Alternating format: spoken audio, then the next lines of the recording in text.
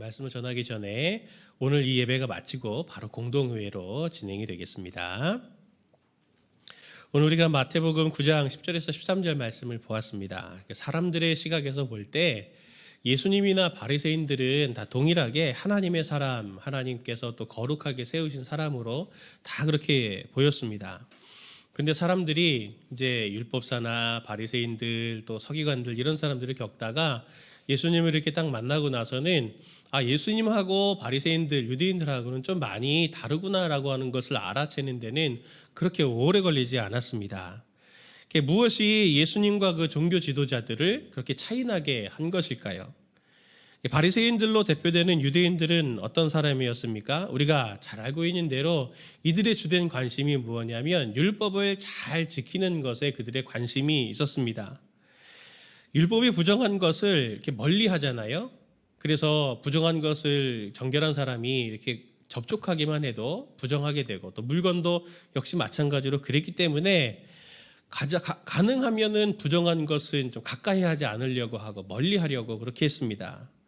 마찬가지로 유대인들이 죄와 죄인들을 대하는 방법이 딱 이 한 가지 방법이었습니다. 어떤 방법이냐면 바로 단절시켜서 분리시켜서 멀리 떨어뜨려 버리는 방식인 거죠. 사람들도 그렇게 소외시키는 방식으로 했습니다. 그래서 오늘 우리가 읽은 이 본문에 등장하는 이 세리들 그리고 또 이 창녀들 또 그런 죄인들을 멀리 했죠. 근데 실제로 또 그들을 멀리한 세리는 어떤 사람들이고 이 창녀, 죄인들로 묘사가 되는 대표되는 이 창녀와 세리들은 어떤 사람이었습니까? 세리는 사실은 유대인들의 입장에서 보면은 어쩔 수 없이 하나님이 아닌 어쩔 수 없이 인간 황제를 섬겨야 하는 유대인들에게 이 타협점이었습니다. 유대인들은 인간 황제는 대놓고 거부할 수가 없었잖아요. 어쩔 수 없이 세금도 내야 되고 안 그러면 그렇게 했다가 결국에는 또 로마 군인들에 의해서 짓밟혀가지고 많은 생명들을 잃은 그런 과정들을 유대인들이 겪었기 때문에 대놓고 인간 황제를 무시할 수가 없으니까 세금을 대신 걷는 세리들을 세우고 그리고 그 세리들을 미워하는 방식으로 해서 너희들은 유대인이냐 너희들은 로마인이냐 이러면서 그들을 미워하는 방식으로 세리들을 미워하면서 동시에 자기들은 난 하나님의 율법을 지키고 있으니 참 경건한 사람이야 이런 칭송 듣기를 좋아하는 사람들이 바로 바리새인들이었습니다. 또 창녀 같은 사람들은 어땠나요? 전에도 한번 말씀드린 적이 있는데 유대인들이 이 성적인 욕심을 어쩔 수 없이 과부가 된 사람이 또 있고 또 성적인 그러한 것들을 이렇게 결혼의 관계에서는 어떻게 할 수가 없으니까 그러니 모세의 율법에 빈틈을 찾아내서 아내의 흠집을 자그마한 걸 하나 잡아서 그걸 가지고 남편의 집에 손해를 끼쳤다 하면서 합법적으로 이혼을 시키고 그 여자는 이렇게 버려버리는 형태로 해서 결국에는 그 여자들이 살 수가 없어서 거리에 그렇게 창녀로 직업인으로서 그렇게 생존을 위해서 그렇게 살았던 사람들도 꽤 많이 있었거든요. 생계형으로 어쩔 수 없이 매춘부들이 되는 사람들이 있었습니다.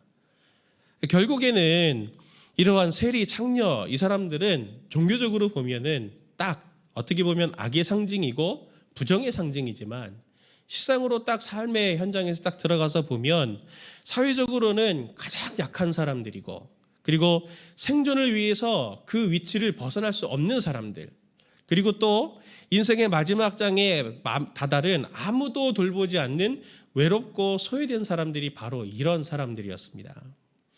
유대인들은 기계적으로 그들에게 율법을 딱 들이대서 너희는 부정한 사람들이야 너희는 죄인이야 하면서 우리랑 같이 함께 할 수 없어 하면서 그들을 계속 밀어내는 형태를 가지면서 그들이 인생의 밑바닥에 대해서 스스로 죄인으로 정죄가 되었어도 또 그들이 복을 받거나 또는 그들이 돌이켜서 자기의 삶의 그 죄의 현장에서 빠져나올 수 있는 길들을 전혀 제공하지 않았습니다. 기회조차 주어지지 않았어요. 그럼에도 바리새인들은 하나님의 말씀, 율법을 지키는 자라고 하면서 스스로 자부심들을 이렇게 가졌습니다. 하나님이 그것들을 보실 때 과연 기뻐하셨겠습니까? 반면에 예수님은 어떤 분이셨습니까? 오늘 본문에도 읽은 우리가 예수님이 등장하는데 예수님이 세리인 마태를 부르시죠. 그리고 그 마태를 불러서 그의 집에 들어가서 그와 함께 더불어 먹고 교제하시면서 마태의 친구였던 세리들이 같이 모였습니다. 식사 교제를 하고 계신 거죠. 그걸 보고 바리새인들이 이 예수님의 제자들에게 이제 비난합니다. 예수님을. 11절 말씀 보니까 바리새인들이 보고 그의 제자들에게 이르되 어찌하여 너희 선생은 세리와 죄인들과 함께 잡수시느냐. 세리, 죄인들과 교제하는 그들을 예수님을 비난하는 이 바리새인들을 예수님이 보시고 예수님은 호세아 6장 6절을 인용하셔서 오늘 말씀에 이렇게 말씀하십니다. 마태복음 9장 13절이 바로 그것인데요. 너희는 가서 내가 긍휼을 원하고 제사를 원하지 아니하노라 하신 뜻이 무엇인지 배우라. 나는 의인을 부르러 온 것이 아니요 죄인을 부르러 왔노라 하시니라. 예수님과 바리새인의 차이는 무엇입니까? 예수님도 열정이 있고 바리새인들도 열정이 있지만 바리새인들이 주목하는 것은 율법을 준수하느냐, 율법을 잘 지키냐 안 지키냐 그것에 관심이 있었습니다. 그러나 예수님이 주목하시는 것은 무엇이었습니까?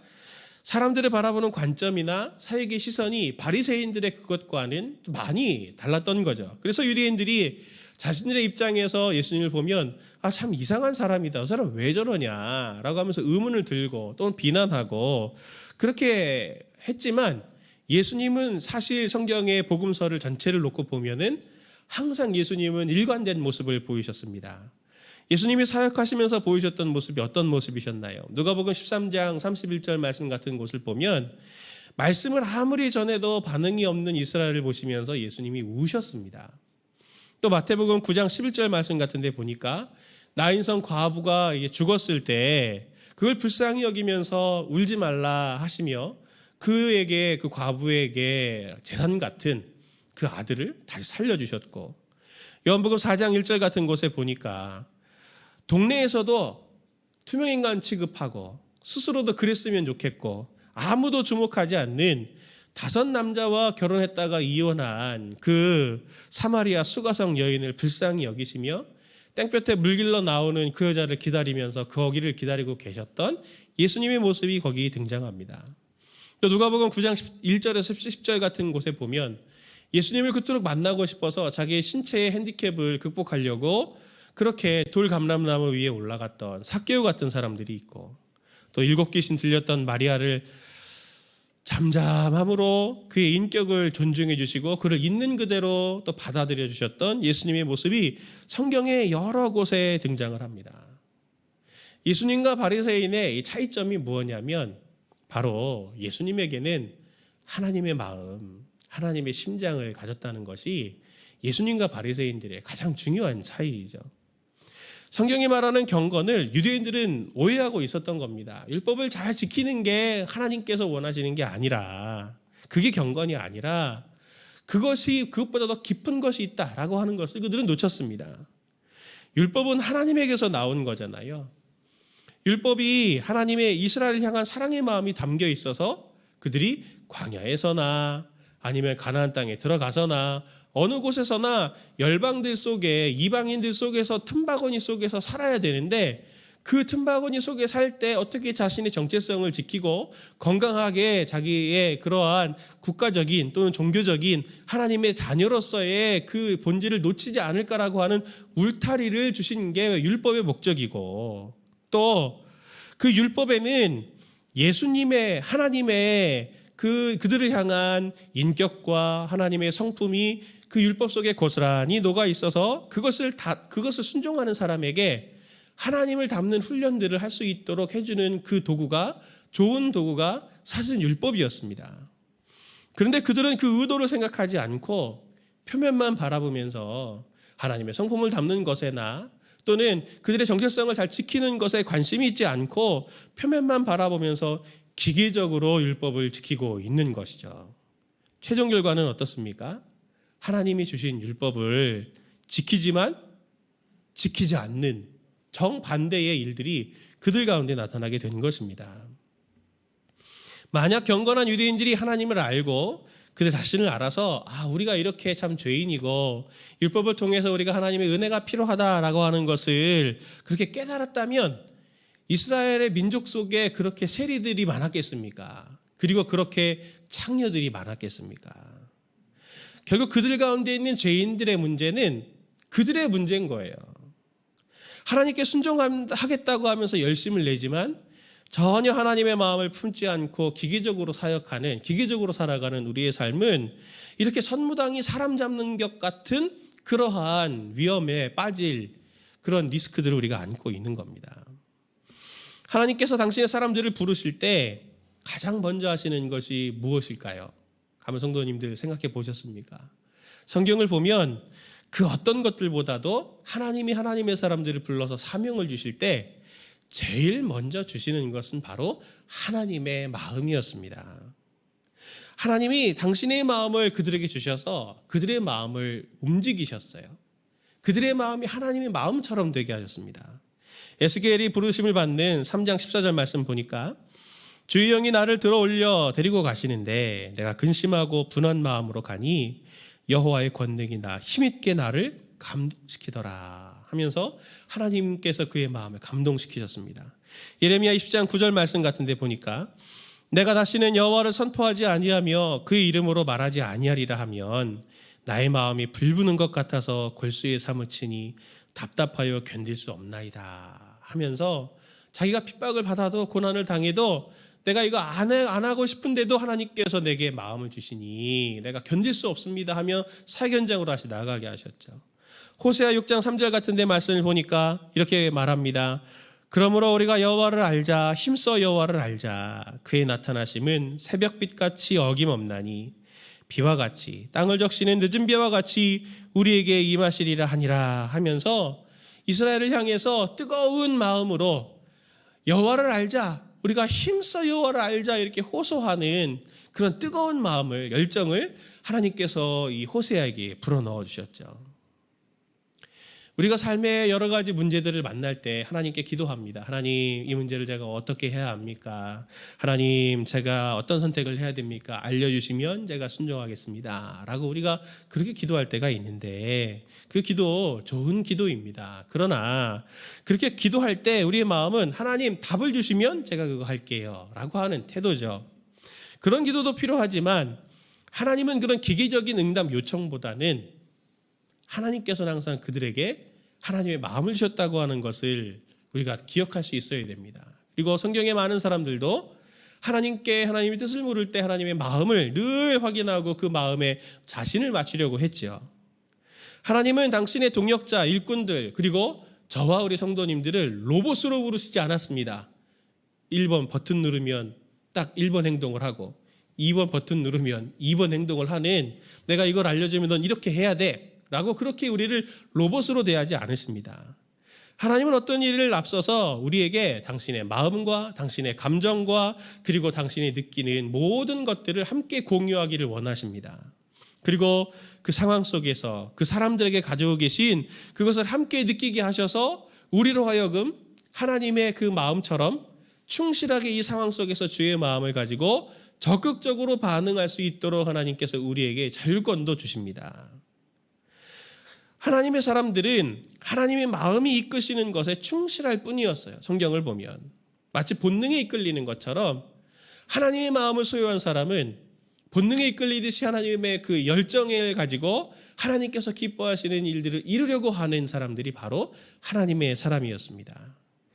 이것을 위해서 하나님의 마음, 이것을 갖게 하시려고 주님께서 우리에게 좋은 선물을 주신 것이 그게 바로 성령님입니다.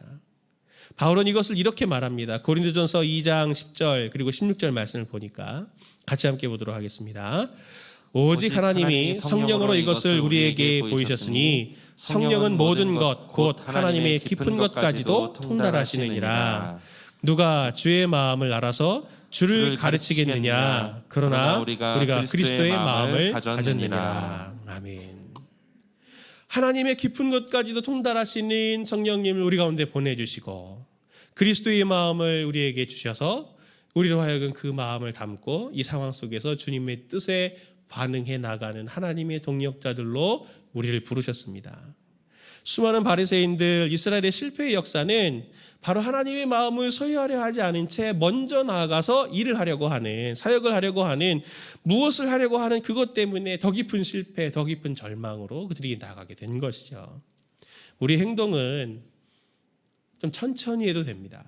하나님의 마음을 통해 그의 마음이 내 마음에 충분히 들어오도록, 충분히 내가 이해하는 그 단계가 되게 되면 어느새 정말 기계적으로 우리에게 가르쳐 주시지 않아도 훨씬 더 순종하는 자녀로 하나님께서 우리를 그렇게 만들어 가실 것입니다. 성령께서 이끌어 가실 겁니다.